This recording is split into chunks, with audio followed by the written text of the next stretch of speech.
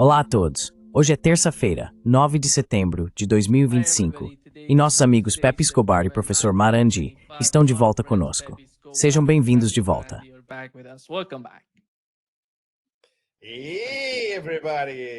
Oi, pessoal, e esta é a caneca do mal. O que estou dizendo é que a revolução não é um jantar elegante, como Mao costumava dizer, mas pode começar com Mao em uma xícara de chá.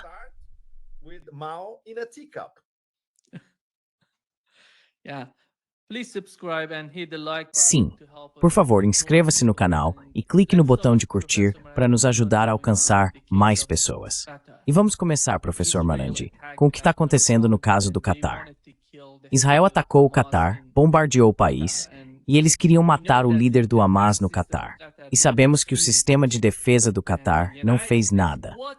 E os Estados Unidos? O que aconteceu, na sua opinião? Qual foi o principal motivo? Por que os Estados Unidos... Você acha que os Estados Unidos informaram o governo do Catar e eles estão, de certa forma, fingindo que não sabiam disso?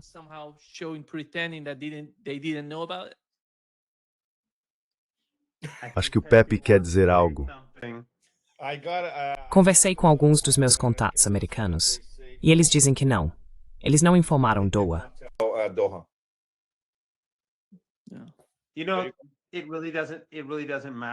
Sabe, isso realmente não importa. Você acha que, se os americanos tivessem avisado o Catar, isso teria feito alguma diferença? Ou acha que o governo catariano teria informado a liderança do Hamas para ficar longe daquele prédio? Eles teriam ficado em silêncio e não se envolveriam. O Catar, infelizmente, assim como os Emirados, embora se odeiem, assim como os sauditas, embora se odeiem, assim como os bahreinitas, embora se odeiem, são todos próximos. Os Estados Unidos não têm respeito por eles. O imperador foi ao Catar, ele foi à Arábia Saudita, ele foi aos Emirados. E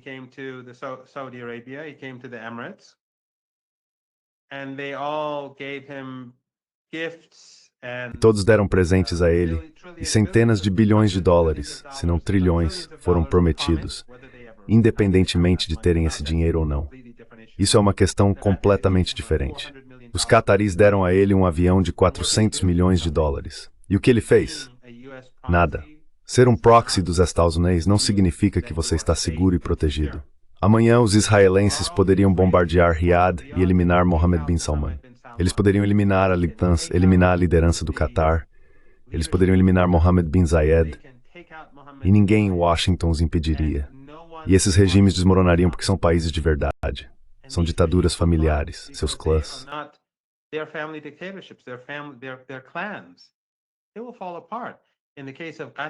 Eles vão desmoronar. No caso do Catar e dos Emirados, eles têm mais trabalhadores contratados e escravos. Muito mais trabalhadores contratados e escravos do que cidadãos. Tudo vai desmoronar. Então isso só mostra, eu pessoalmente acho que foi uma decisão tola e que não serve aos interesses do regime israelense nem dos Estados Unidos. Definitivamente serve aos interesses de Netanyahu, assim como todas as guerras serviram aos interesses dele. Mas nenhuma das guerras serviu aos interesses do império ou do regime israelense como um elemento-chave ou parte desse império. Porque eles desacreditaram todos os que estão associados ao Ocidente. Agora todos foram desacreditados.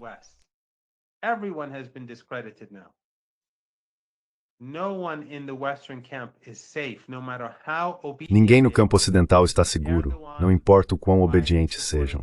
Erdogan apoiou os Estados Unidos em suas guerras sujas e em seu expansionismo pela região. A Arábia Saudita passou décadas apoiando a política dos Estados Unidos em todos os aspectos. O Catar fez o mesmo, cada um à sua maneira. Os Emirados, nenhum deles está seguro. Você acha que os Estados Unidos vão sancionar o regime israelense? Você acha que a União Europeia vai marginalizar Netanyahu e o regime amanhã, depois do que fizeram com o Catar? O Catar financiou todos eles, dando presentes luxuosos. Sempre que um político ocidental de alto escalão vai ao Catar, volta com dinheiro suficiente para comprar pelo menos um carro caro.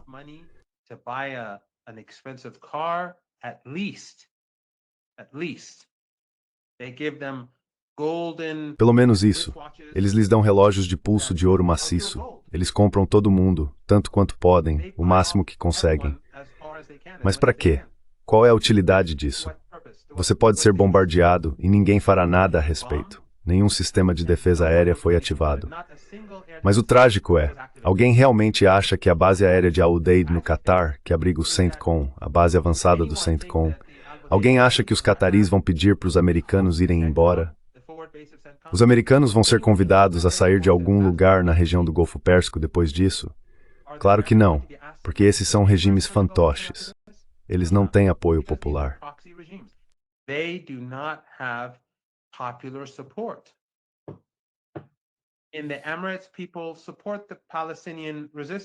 Nos Emirados, o povo apoia a resistência palestina, mas o regime emiradense condena o ataque em Jerusalém, ou Al-Quds. Eles vêm assassinando 100 palestinos por dia em Gaza há 2 anos, e os emiradenses não emitem comunicados. Só emitem um comunicado quando alguns israelenses são mortos. Mas isso não vai ajudá-los. Se o regime israelense, se e quando decidirem agir contra os emiradenses, isso vai ajudá-los em algo? Não, é claro que não. Este é, na minha opinião, um momento importante, é muito histórico, momento-chave. O Qatar e Erdogan e tudo que podiam para os americanos da região. E, aliás, eles não são aliados da resistência. And they're, by the way, they're not allies of the resistance. Qatar helped undermine the axis of resistance in Lebanon. O Qatar ajudou a minar o eixo da resistência no Líbano, na Síria e no Iêmen. O canal de televisão qatariano Al Jazeera demonstra simpatia pela Palestina, mas não financia a resistência. Não ajuda a resistência. E o único motivo pelo qual Qatar e Turquia abrigam políticos do Hamas é porque os americanos permitem que façam isso. É porque os americanos acham que assim tem um pouco de influência. Porque o Qatar cuida dos palestinos. Oferecem bons lugares para eles ficarem, dão financiamento. E dessa forma, os americanos acreditam que podem criar divisões entre a ala política e a ala militar, o que até agora não funcionou. Mas esse tem sido o objetivo.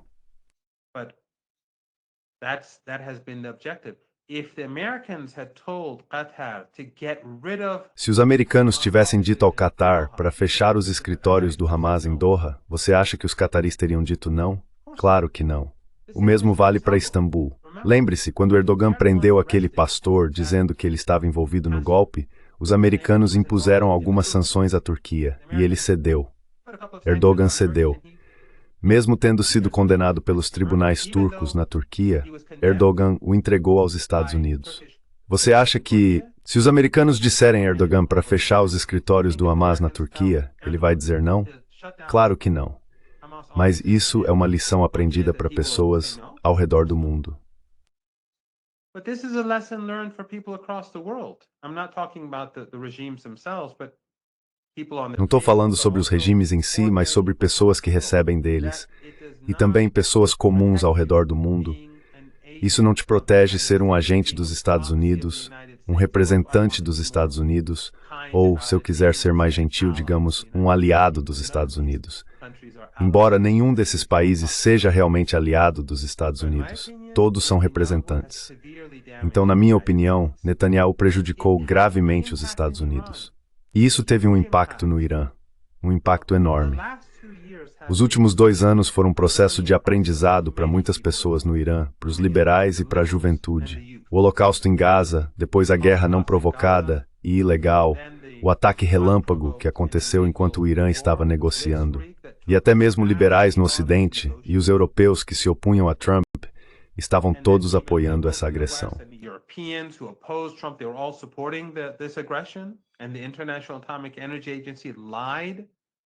E a Agência Internacional de Energia Atômica mentiu para facilitar o ataque e nunca o condenou. Tudo isso foi um processo de aprendizado. Mas agora o argumento final que os liberais no Irã apresentam é que se apenas mudarmos nosso comportamento em relação aos Estados Unidos, teremos segurança. O que o Irã pode fazer que o Qatar já não fez? O escravo perfeitamente obediente não tem proteção. Então isso só fortalece o argumento apresentado pelo Imam Khomeini e pelo Ayatollah Khamenei depois dele, que você não pode confiar nos Estados Unidos, não pode confiar no Império e deve permanecer firme e intransigente em seus princípios, porque o Império é implacável e é mau. Não há mais nada a tirar disso, Nima. Não há como os americanos fazerem sentido disso para as pessoas ao redor do mundo.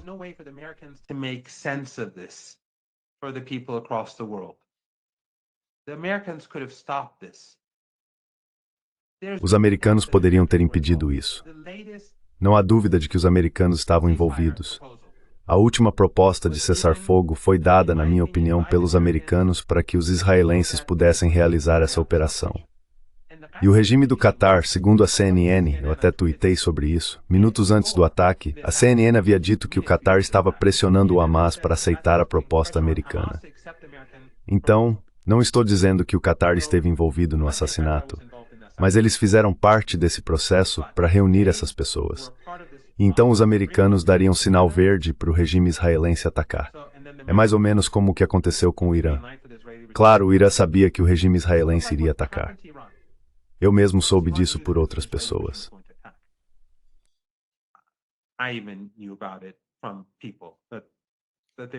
Você me disse durante o programa que Israel iria atacar.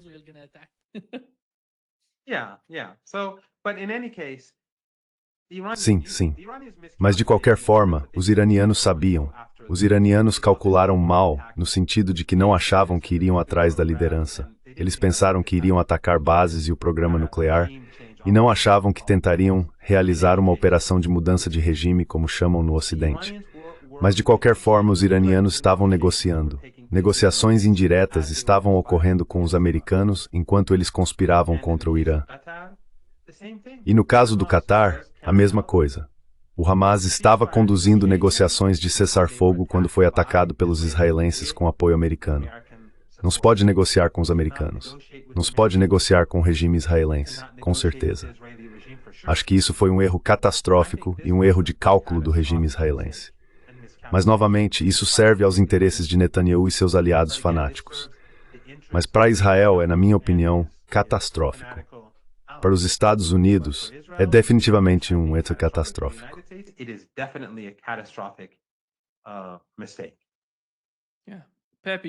Pepe, você pode complementar o que o professor Marandi disse, mas parece que o ataque fracassou. Ah, desculpe.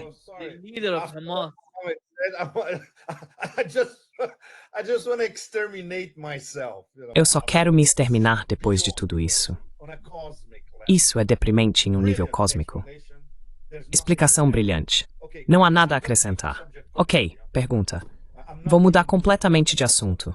Não estou com humor para falar sobre algo que nos incita ao suicídio, que é essa situação. Considerando que acabei de sair de um jantar extraordinário aqui em Pequim, e estou totalmente no clima chinês, mas as metáforas chinesas me escapam para dizer o que deveríamos fazer com esse bando sionista. E prefiro não dizer isso ao vivo, mas você tem uma boa ideia do que eu diria sobre isso. Então, mais uma vez, estou brindando ao meu amigo Mao, e vou mudar de assunto para falar de algo pelo menos auspicioso. Só antes de você começar, Pepe, posso acrescentar uma coisa? Just before you begin, Pepe, can I just add one thing? Yeah, go ahead, Professor Marandi. Because after the Porque depois que o Pepe mudar de assunto, provavelmente estarei discutindo o que quer que o Pepe queira discutir.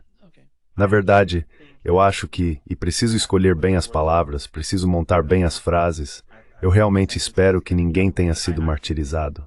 Teremos que ver. Vimos relatos diferentes. Obviamente, o líder do Hamas é uma pessoa firme e eles querem tirá-lo de cena. Não quero entrar em muitos detalhes sobre quais são os cálculos do regime israelense, porque talvez eles estejam tentando eliminar certas pessoas da liderança do braço político do Hamas, e não todos. Eles querem mudar o equilíbrio na liderança política do Hamas. Não sei qual é o objetivo deles, mas há muitas coisas diferentes que se pode imaginar.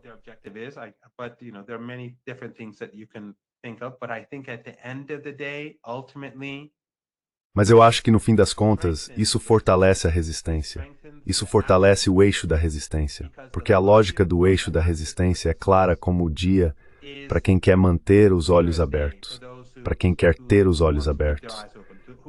Aqueles que querem manter os olhos fechados e continuar assim, essas pessoas, esses intelectuais pagos, esses centros religiosos e culturais financiados por esses regimes da OTAN ou da região do Golfo Pérsico, se quiserem manter os olhos fechados, podem mantê-los fechados.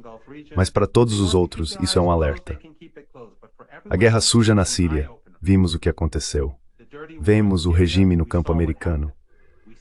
Tudo isso desperta as pessoas para a realidade de que o único caminho real a seguir É o caminho escolhido pelo eixo da resistência. Way forward is the path chosen by the axis of resistance.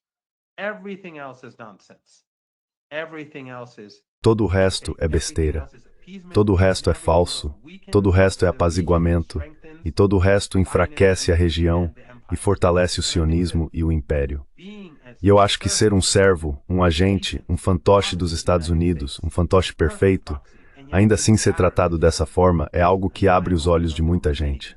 As pessoas não podem mais manter os olhos fechados, estejam elas trabalhando para o Catar em Londres, para os sauditas na África, ou para os emiradenses no Sudão, ou em qualquer outro lugar. Elas estão vendo a realidade de ser um fantoche do Ocidente e os resultados disso se desenrolando diante de seus olhos. Eu acho que, na verdade, deixando de lado o martírio das pessoas, deixando de lado o potencial martírio das pessoas, acho que isso prejudica o regime israelense.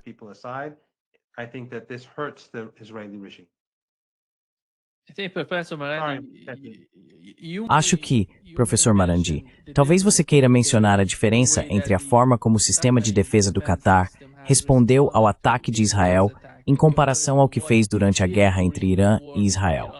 Eles estavam ajudando Israel de todas as maneiras possíveis. E hoje soubemos que não fizeram nada contra isso. E como os aviões chegaram lá? Como eles chegaram lá?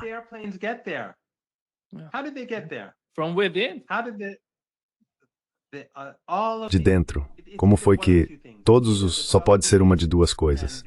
Ou os sauditas e os outros foram cúmplices, ou todas aquelas armas que eles compraram por centenas de bilhões de dólares, por trilhões de dólares, são sucata inútil. Em outras palavras, os americanos simplesmente os enganaram, e eles nem conseguem se proteger. Desculpe, Pepe.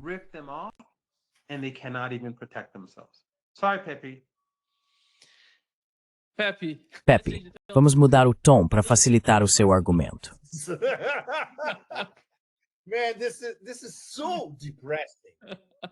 Cara, isso é tão deprimente.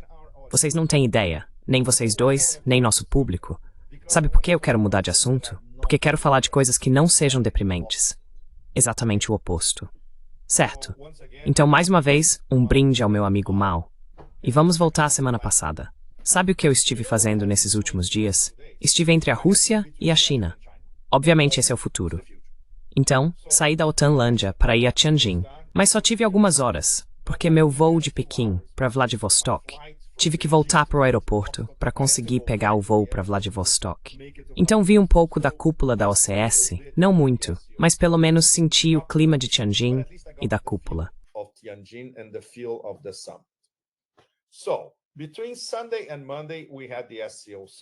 Então, entre domingo e segunda-feira, tivemos a cúpula da OCS, que foi o equivalente espelhado da cúpula dos BRICS em Kazan, no ano passado, na Rússia. Os BRICS, no ano passado, deram um passo à frente e começaram a mostrar do que se trata tudo isso. A OCS este ano fez exatamente a mesma coisa, incluindo alguns dos principais atores de ambos os lados. E é aí que chegamos às cenas absolutamente extraordinárias entre o antigo triângulo Primakov, Rússia, Índia e China, ou HITS, onde vemos os líderes conversando entre si, de mãos dadas, rindo nos corredores e fazendo piadas sobre você sabe quem, provavelmente. Essa foi a imagem que circulou por todo o sul global, onde foi recebida com alegria, é claro, e no norte global com o que mais.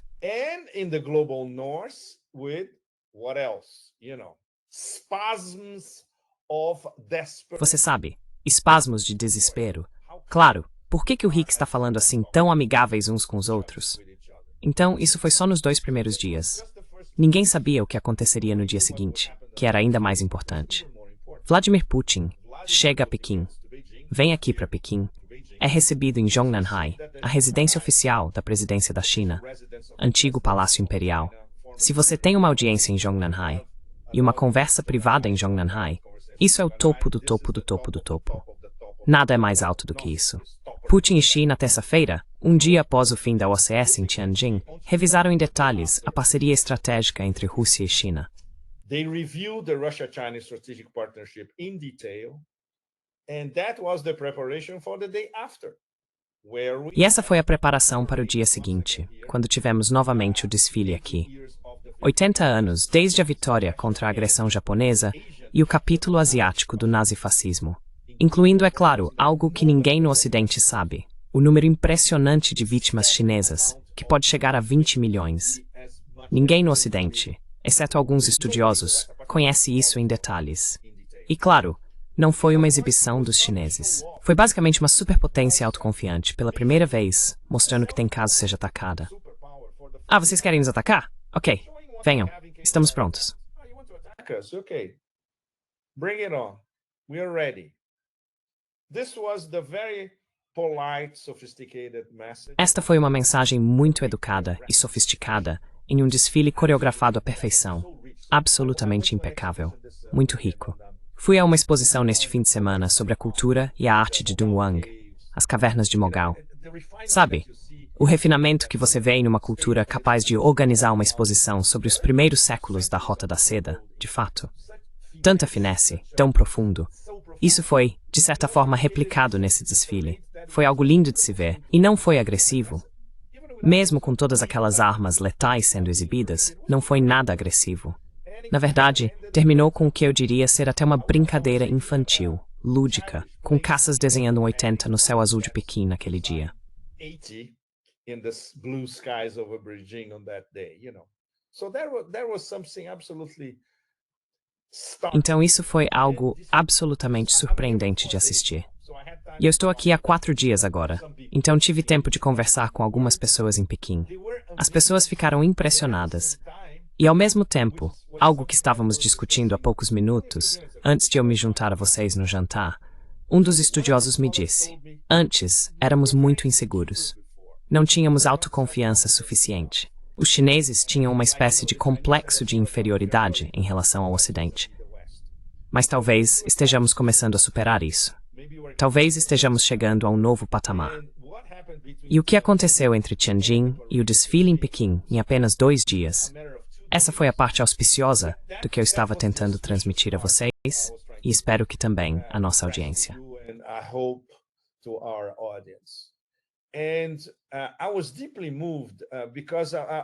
E fiquei profundamente comovido porque não pude ver o desfile, já que optei por estar no Fórum de Vladivostok.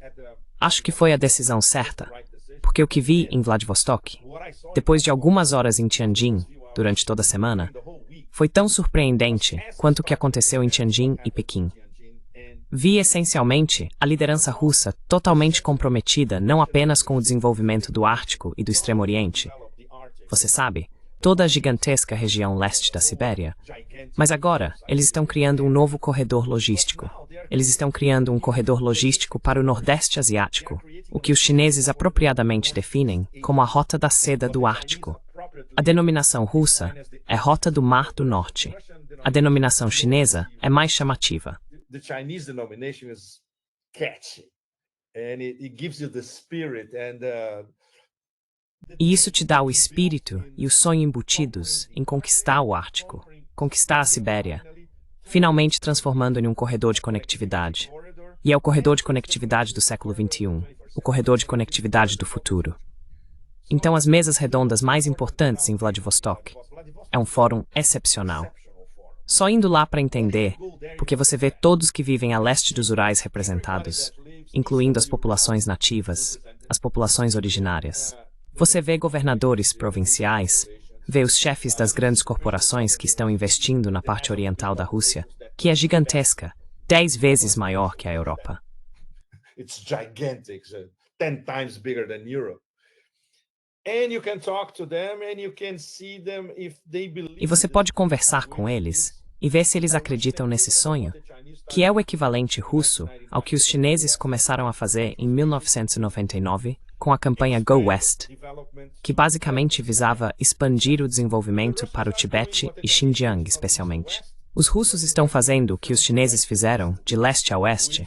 Os russos estão fazendo de oeste a leste, que é o Ártico e o Extremo Oriente, e investir o máximo possível, transformando essas regiões em economias de alta tecnologia em todos esses diferentes oblasts, e ao mesmo tempo criar condições. Por exemplo, em algumas das mesas redondas, havia muitos empresários sul-coreanos, não só russos e chineses. Sul-coreanos também estavam lá. Mongóis também estavam presentes, por razões óbvias, por causa do Power of Siberia 2. Mongolians for obvious reasons, because the Power of Siberia 2 O anúncio de que fecharam o acordo foi feito durante o Fórum de Vladivostok. Então essa é a questão do petróleo e gás, que a Sibéria e o Ártico têm de sobra, além do corredor de conectividade. Como é possível estabelecer um corredor de conectividade no Ártico? Por que é necessário uma frota de quebra-gelos nucleares? Qual é o único país no planeta que possui uma frota de quebra-gelos nucleares? 8 já em operação, 2 em construção e mais 2 planejados. Sem contar os outros que não são nucleares. Not to mention the other ones which are not nuclear. This means 365 days. Isso significa que, 365 dias por ano, 24 horas por dia, esse corredor de conectividade estará funcionando, talvez até 2026 ou 2027. Só para dar uma ideia, em um dos painéis, o CEO da Rosatom, que é a empresa estatal de energia nuclear da Rússia, fez uma apresentação detalhada de meia hora sobre o que eles estão planejando fazer e também sobre os desafios, incluindo a necessidade de encontrar financiamento para tudo isso. Não é só porque o governo federal está profundamente envolvido, mas também porque Putin considera isso um projeto pessoal. Ele está pessoalmente investido. Ele vê isso como uma questão de segurança nacional e como o grande projeto de desenvolvimento da Rússia no século XXI. Isso é enorme, enorme. Então, por exemplo, a primeira parte da plenária, na última sexta-feira, foi a sessão plenária. Putin, é claro, fez seu discurso.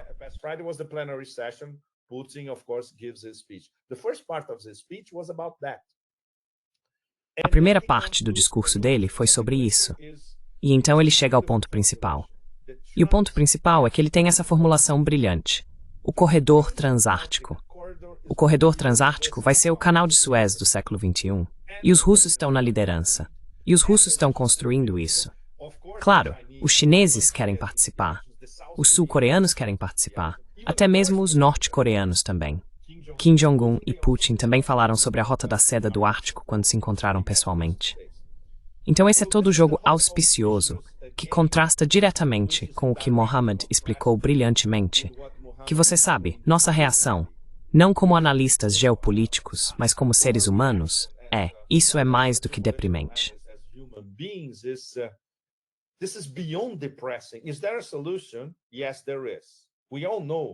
Existe uma solução? Sim, existe. Todos nós sabemos qual é a solução.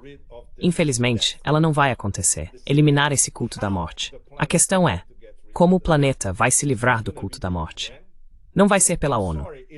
Sinto muito. Não vai ser por uma reunião extraordinária dos BRICS como a que tivemos ontem, que foi bem fraca, para falar a verdade. Embora não tenhamos ouvido o que Putin disse, aquilo foi particularmente interessante. O Kremlin vetou a divulgação das palavras de Putin. Então, provavelmente, ele disse algo muito, muito pesado, e o Kremlin prefere manter isso em segredo. Então vimos o que Lula disse, platitudes, me desculpe. So we saw what Lula said, platitudes, I'm sorry. We saw what Xi Jinping said, also platitudes, I'm sorry. Vimos o que Xi Jinping disse, também foram platitudes, me desculpe. Mas provavelmente foi Putin quem falou a verdade, e nós não sabemos o que foi. Mas provavelmente foi um chamado às armas, metaforicamente, para o BRICS. Algo como, pessoal, agora precisamos nos organizar. Caso contrário, eles vão atrás de todos nós, um por um. Que é exatamente o que os americanos já estão fazendo. E também os parceiros do BRICS. Está acontecendo uma revolução colorida na Indonésia, neste exato momento. Está começando uma revolução colorida no Nepal neste momento. Então, pelo menos, prefiro deixar todos vocês, nossa audiência, com essa semana extraordinária e auspiciosa que tivemos na Rússia, China e em toda a Eurásia na semana passada, que mudou as regras do jogo. O jogo agora está em um nível totalmente novo. Os americanos não têm absolutamente nenhuma ideia de como isso vai se desenrolar.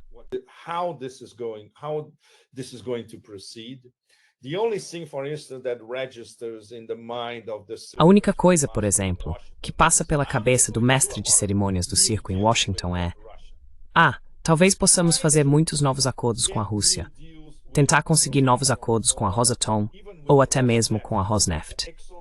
Eu confirmei isso em Vladivostok. A ExxonMobil e a Rosneft já estão conversando há 6 meses sobre a possibilidade de voltar ao projeto de gás de Sakhalin e outros investimentos em petróleo e gás na Rússia. Então, tentam fazer com que a oligarquia americana, basicamente, volte a fazer negócios com a oligarquia russa, sem resolver todos os grandes problemas na parceria estratégica ou não estratégica entre Rússia e Estados Unidos, incluindo o subtexto, que é a guerra na Ucrânia. Isso não vai acontecer. Mas essa é a única coisa que passa pela cabeça de Trump. But this is the only thing that registers in Trump's mind. In fact, Trump wants to continue to talk to Putin because Na verdade, Trump quer continuar conversando com Putin porque vamos abrir o Ártico para os negócios americanos. Esqueça. Se você não fizer concessões sérias, o que não vai fazer, porque o Estado Profundo literalmente colocaria uma bala no seu pescoço, isso não vai acontecer. Mas os russos são mestres em... Eu diria que os russos estão usando uma ginga brasileira com Trump, e funciona. Funciona porque deixa Trump ainda mais atordoado e confuso do que ele já é o tempo todo. Mas o mais importante que aconteceu na semana passada é que isso mudou o jogo. E foi uma virada de jogo, em conjunto com a OCS, a proposta de governança global do presidente Xi, o encontro cara a cara entre Putin e Xi aqui em Pequim, o desfile aqui em Pequim no dia seguinte, e tudo o que foi discutido em Vladivostok, onde a Eurásia estava presente em todos os lugares. Eurasia was there all over the place. Huge presence from South Asia, from South... Grande presença do sul da Ásia, do Sudeste Asiático. Infelizmente, não tivemos Mohammad Marandi e Nima Al-Khorshid, da Ásia Ocidental. Não havia muitos iranianos em Vladivostok este ano. Claro, porque o Irã tem problemas sérios para resolver em casa e a possibilidade de um novo ataque, provavelmente em conjunto com os Estados Unidos e Israel, e alguns africanos também, pouquíssimos latino-americanos. Mas este era um fórum da Eurásia. É como se fosse o fórum da Eurásia complementando o fórum geopolítico da OCS. Então este foi o braço geoeconômico para grande parte da Eurásia em nossos próximos passos. É isso aí, pessoal. Mais uma vez, Mao Zedong, a revolução não é um jantar de gala, mas pode começar com uma xícara de chá ou uma cúpula em Vladivostok. A teacup or a summit in Vladivostok. Professor Marandi, I think what Pepe mentioned at the Professor Marandi, acho que o Pepe mencionou no final do que ele disse, foi o ataque ao Irã. E aqui está o que o chefe do Conselho Político Supremo do Iêmen, Mahdi al-Mashat, disse. O ataque israelense a Dahia será repetido em uma escala maior em toda a região se não nos unirmos para enfrentar a ameaça sionista. Uma frente, quando se pensa no Irã, seria a forma como o Irã vê a China, a Rússia e as cúpulas dos BRICS e da SCO como uma maneira de alguma forma, ganhar algum tipo de impulso em termos de economia e segurança. Mas a outra parte seria regional, como disse o chefe do Conselho Político Supremo do Iêmen. Qual a sua opinião sobre isso?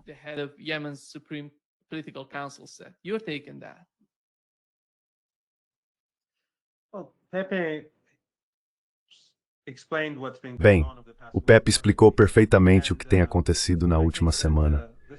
E acho que essa também foi uma excelente oportunidade para os iranianos e chineses e para os iranianos e russos se manifestarem. O presidente teve uma reunião privada muito longa com o presidente Putin, foram 2 horas. E levando em conta tudo o que estava acontecendo, 2 horas é muito tempo durante aqueles 3 ou 4 dias em que havia quase 30 chefes de Estado na China.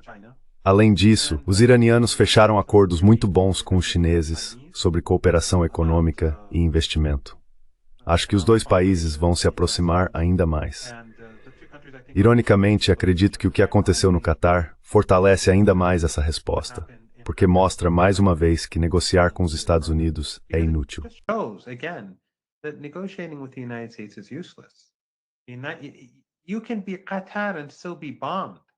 Você pode ser o Catar e ainda assim ser bombardeado. Imagine o Irã. Quero dizer, o que o Irã pode fazer para que os Estados Unidos se comportem normalmente, se comportem como um país normal? O que ele pode fazer para que os europeus se comportem como seres humanos normais? Nada. Não é possível. Quero dizer, o Catar é o mais obediente de todos os servos dos Estados Unidos no mundo. Eles pagam os americanos e os europeus como ninguém. Quero dizer, elites, políticos, diplomatas, jornalistas, todos, quando vão ao Catar, ficam nos melhores hotéis. Enfim, o ponto é, exatamente, lembro que uma vez estava num hotel no Catar, Fui convidado pela Al Jazeera. Não vou citar o nome do hotel, mas é um dos mais conhecidos. Subi para tomar café da manhã e havia um café da manhã enorme. Era melhor do que em hotéis 5 estrelas comuns.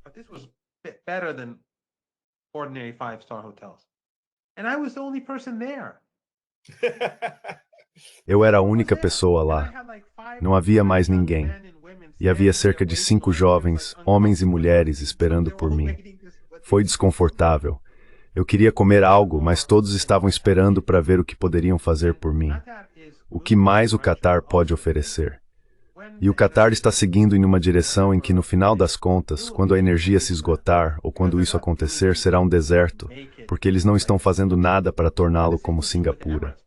E o mesmo vale para os Emirados, aliás. Tudo parece bonito e fantástico, mas eles não estão desenvolvendo o país de verdade. Não há poder. O poder que existe vem da OTAN, vem dos Estados Unidos. Se isso for retirado, fica vazio. É uma casca vazia. Todos esses regimes são cascas vazias. Até mesmo a Turquia é.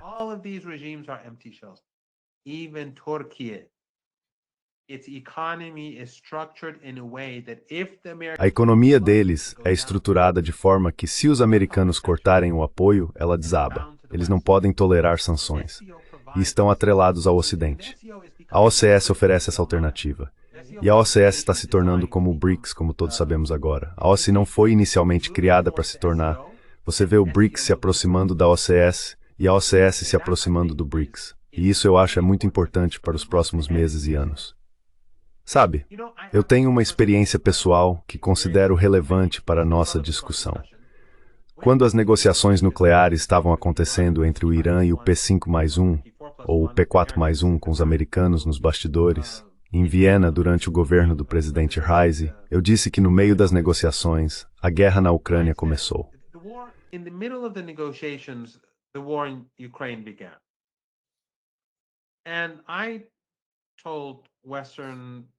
E eu disse a jornalistas e elites ocidentais que vinham conversar em Viena que o inverno se aproximava para os europeus porque eles haviam cortado o comércio. Mas mais importante ainda, eles haviam cortado sua relação energética com a Rússia. E se quisessem segurança energética, precisariam fazer um acordo com o Irã. Assim poderiam investir no petróleo e gás iranianos e garantir o futuro deles. Bem, os europeus, sendo os fracos que são, concordaram e tínhamos o texto final que então foi para os americanos e eles recuaram. Biden não assinou. As eleições de meio de mandato estavam chegando, e mesmo que o chefe da política externa da UER na época tenha dito, este é um bom acordo, este texto é bom, e espero que os americanos aceitem, Biden não assinou.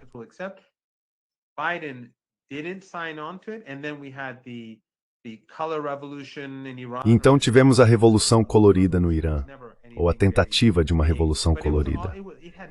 Nunca foi algo muito grande. E não teve nada a ver com Mahsa Amini, a pobre jovem. Nunca houve qualquer evidência de que ela foi espancada. As imagens não mostram isso. As evidências indicam que era uma questão de inclinação para o Ocidente. Muitos jovens acreditam na narrativa ocidental, que se você simplesmente fizer um acordo com o Ocidente, tudo ficará bem, a economia será normal e eles te tratarão como amigos. E como eu disse, os últimos anos mudaram tudo. Hoje em dia, jovens alunos meus me abordam nos corredores querendo dizer, eu estava errado. Ou alguns dos meus ex-alunos entram em contato comigo e dizem, eu estava errado.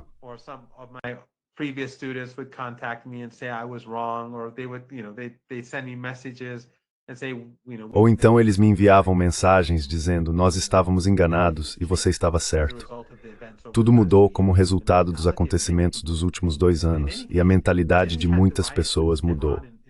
Mas, de qualquer forma, depois tivemos os protestos em Teherã e em outras cidades, a chamada tentativa de mulher, vida, liberdade, você sabe, uma tentativa de revolução colorida. E os europeus e os americanos, seus cálculos mudaram e eles não fecharam o acordo. Bem, agora temos um segundo gasoduto que foi acordado entre russos e chineses, o Força da Sibéria 2. De onde vai vir o gás? Vai vir dessas áreas que estão exportando gás para a Europa.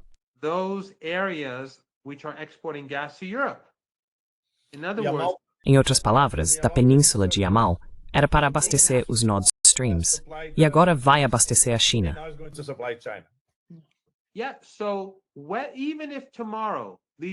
Sim, então mesmo que amanhã os europeus decidam que, olha, vamos ter que restabelecer laços com Putin, é tarde demais.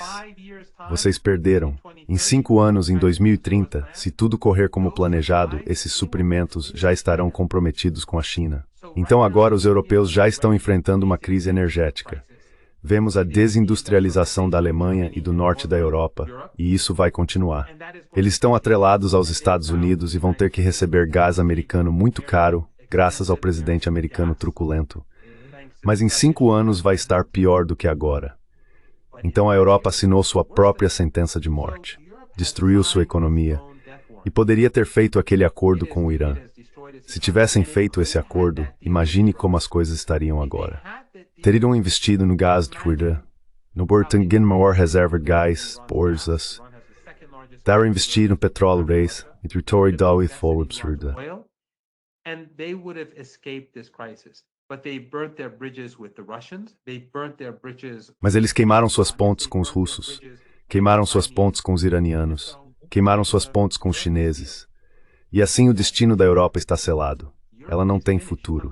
A Europa está acabada, a menos que algo extraordinário aconteça, o que nenhum de nós pode prever. Exatamente. Mas a Europa está acabada. Eles fizeram isso consigo mesmos. Sua obediência aos Estados Unidos, sua arrogância em relação ao Irã, aos russos e aos chineses, mas mais importante ainda, sua obediência cega aos Estados Unidos os levou a esse ponto. Então, nesse inverno europeu, acabei de ler algo, acho que foi no Político, não li o artigo, mas diziam o século europeu da humilhação. Sim, como o século chinês da humilhação, o século europeu da humilhação começando agora. Exatamente, exatamente. Starting now. Exactly.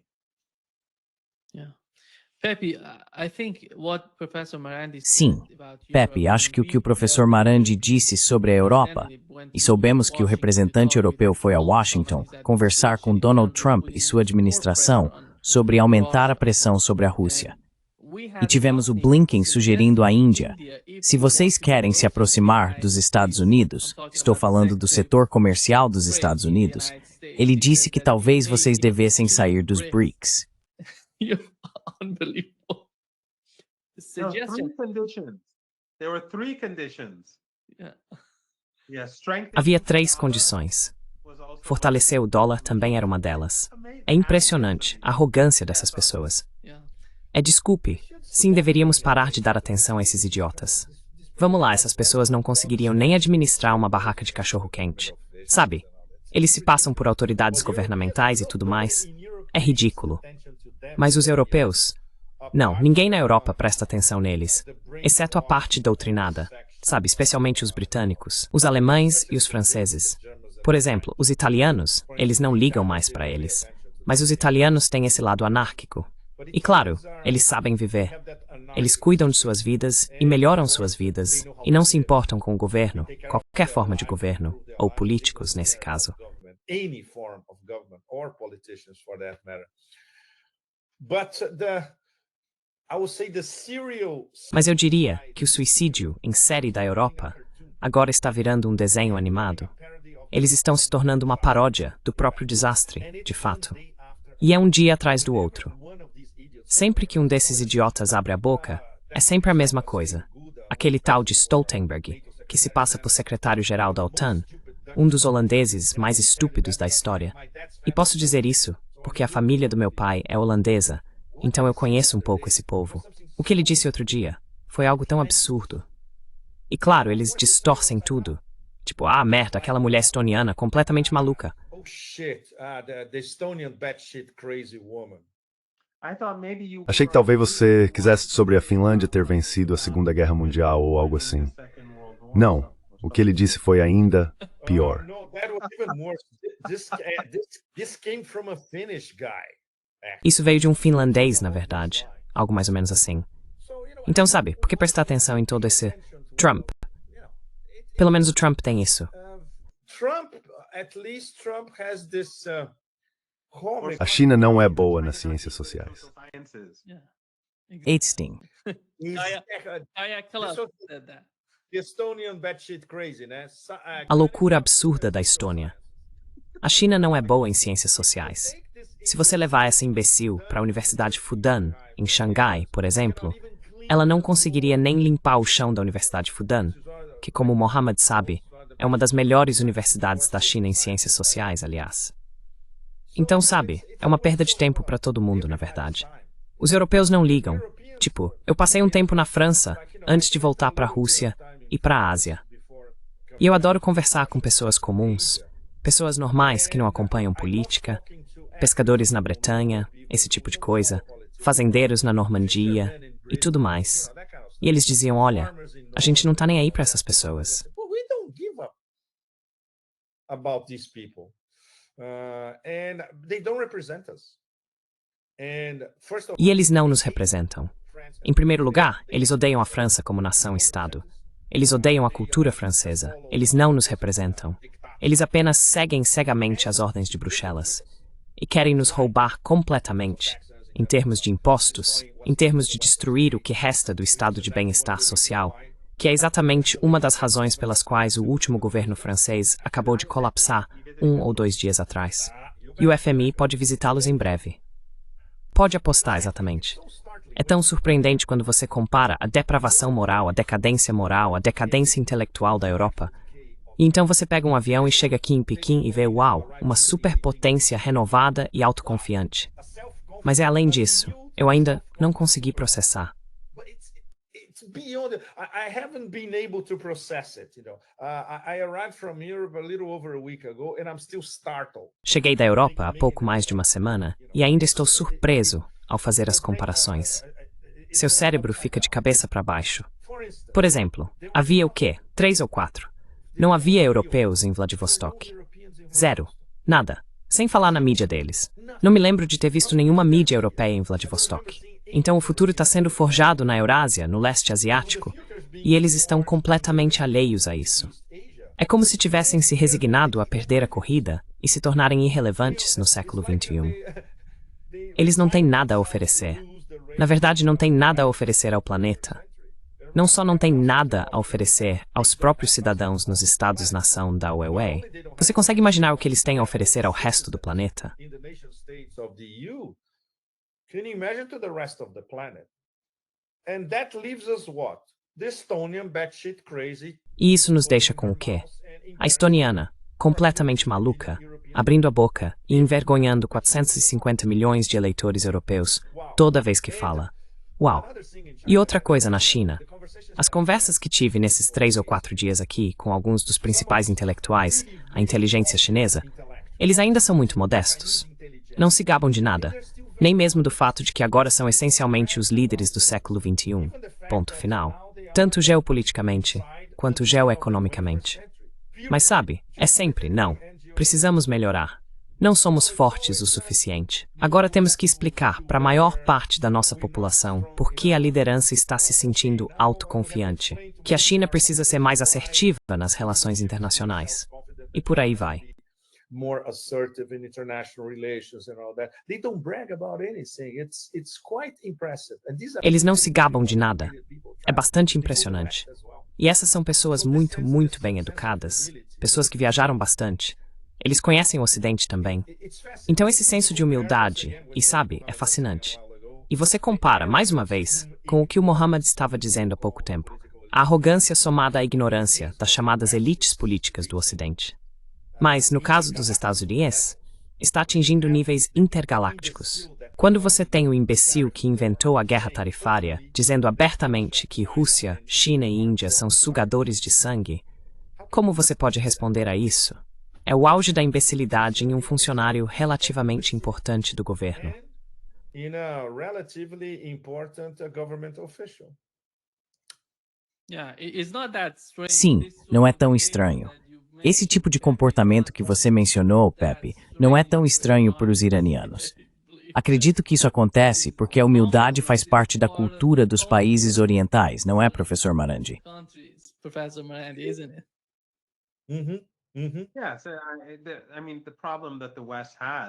Sim, quero dizer, o problema que o Ocidente sempre teve, claro, sempre foi sua arrogância. Sabe, eu realmente acho que se não fosse pelo colapso da União Soviética, o Ocidente não estaria em uma situação tão lamentável hoje. Mas a arrogância dele só aumentou.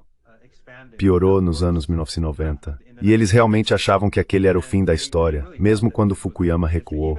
Sim, é.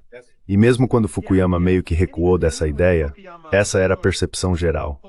E isso influenciou o resto do mundo. Muitas pessoas que eram críticas ao Ocidente acabaram se inclinando para o Ocidente. Muita gente abandonou sua ideologia de resistência. Mesmo no Irã, algumas das pessoas que eram mais críticas aos Estados Unidos nos anos 1980 e início dos anos 1990 mudaram de lado e se tornaram liberais e pró-Ocidente. Os Estados Unidos, os europeus, eles tinham tudo.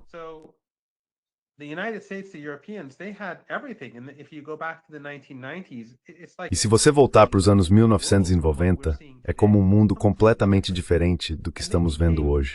Completamente diferente. E eles ficaram ainda mais arrogantes.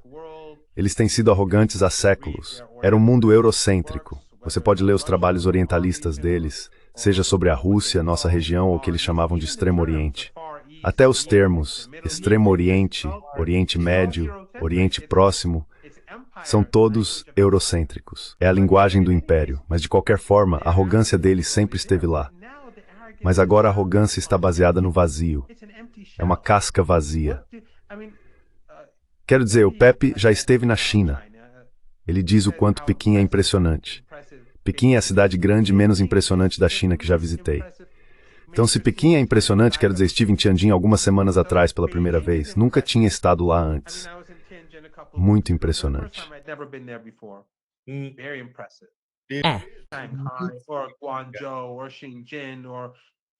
Ou Guangzhou, ou Shenzhen, ou Chengdu, ou Chongqing, cidade linda, ou Ningbo. Todas elas me impressionam mais do que Pequim. E todas estão décadas à frente de qualquer coisa que já vi na Europa ou no Ocidente. Décadas à frente. E a diferença só aumenta. E novamente, voltando ao futuro da Europa, e o mesmo vale para os Estados Unidos, mas de uma forma diferente. E mesmo que os Estados Unidos, sob Trump, estejam empurrando cada vez mais a Europa para o abismo, isso vai prejudicar os próprios Estados Unidos. Porque se você destrói seus próprios aliados, isso te enfraquece. Um império precisa de aliados poderosos. Um império não precisa de aliados que tenha que carregar aliados empobrecidos e quebrados.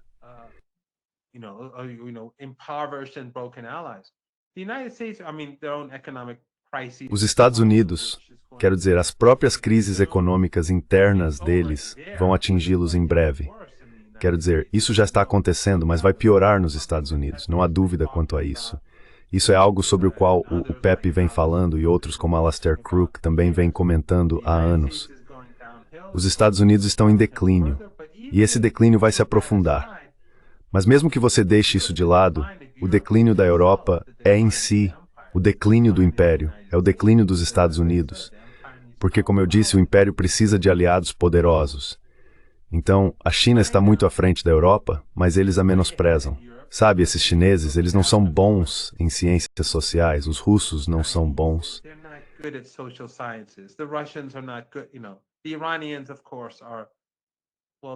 Você sabe, os iranianos, claro, bem, os mísseis iranianos, eles derrotaram o regime israelense, mesmo com todas aquelas bases no Golfo Pérsico e na Turquia, e o espaço aéreo do Iraque e da Jordânia sendo usados pelos israelenses, e todo o sistema de defesa aérea dos Estados Unidos e da Europa estando lá para ajudar os israelenses.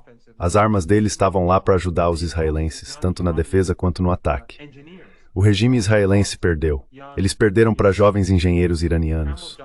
Eles perderam para jovens beduínos e cabeças de toalha do Irã. O império deles é uma casca vazia. A arrogância deles hoje é completamente injustificada. No passado, quando tinham a principal economia do mundo, ou as principais economias do mundo, décadas atrás, a arrogância, claro, nunca é uma característica positiva, mas pelo menos eles tinham algo para se orgulhar. Agora eles não têm nada.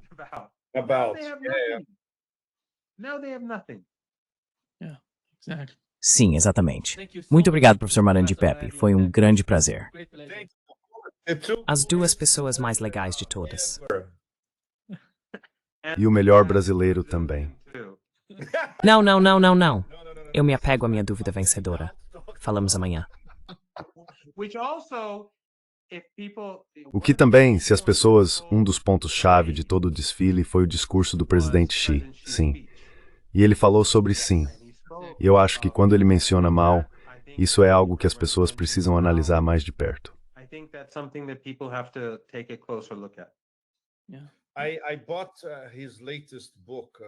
Comprei o livro mais recente dele, Modernização da China, que é uma coletânea de citações de vários discursos do passado, na verdade desde 2012.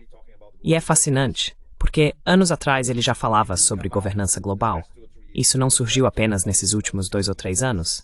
Ele já falava sobre isso em 2015, 2016. Então isso mostra uma consistência. E é fascinante. Hoje revisitei a Torre do Sino e a Torre do Tambor.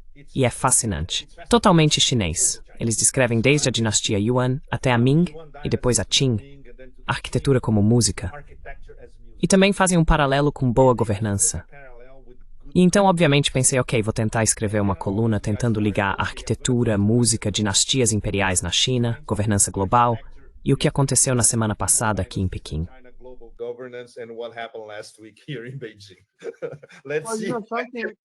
Vamos ver. Bem, sabe, Pepe, algo que muita gente não sabe é que antes do século da humilhação, não o europeu que está começando, mas antes do século da humilhação chinês, eles eram a maior economia do mundo.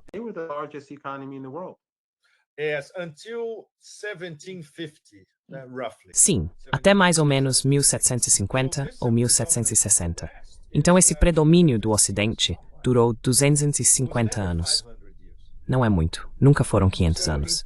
Portanto, em termos históricos, isso é um grão de areia, não é nada. E agora está voltando ao que era, a Eurásia como centro da atividade econômica do planeta. Então é natural, não é?